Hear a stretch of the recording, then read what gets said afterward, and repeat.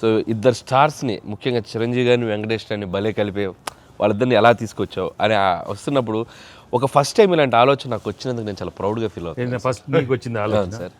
మీకు గుర్తుందా రాజా రాజా నన్ను రాజా రాజా అనిపించే మా నాన్నగారు నాయుడు గారు అది ఫస్ట్ రాజా మీ ఇద్దరితో సినిమా తీయాలి రాజా, అవును. నువ్వు ఎప్పుడు ఇస్తావు చెప్పాడు.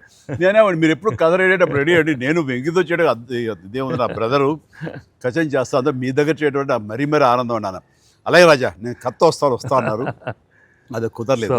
ఏదో ఫస్ట్ నీకే వచ్చేటట్లుగా నువ్వే అనుకున్నట్టుగా ఏం అక్కర్లేదు బాబు, కానీ తిరు బాబు. సరే anyway that is blockbuster thought. అది మూవీ మొగల్ అది కాదు కానీ ప్రొడ్యూసర్ అడగాలి ఇట్లాగా. మీరిద్దరికి వెంకితోటి చేయాలని మాకు అనిపించిన తర్వాత మీ దగ్గర ప్రపోజల్ పెట్టిన తర్వాత మీరు బడ్జెట్ వైజ్ కానీ ఇంకో రకంగా కానీ ఇద్దరు భరించగలం అన్న టెన్షన్ కానీ ఏదైనా అనిపించింది? అయితే వావ్ గుడ్ ఐడియా వావ్ అనిపించింది. ఆయన మనకి ఎప్పటి నుంచో అనుకున్నాం కదండి వెంకీ సార్తో చేయాలి మనం, వీ షుడ్ నాకు ఎప్పుడు మీకు అనిపిస్తుంది. So I have been waiting for that time. So luckily ఇప్పుడు అనిల్ గారు ఐడియా తోటి దిస్ డ్రీమ్ కేమ్ ట్రూ.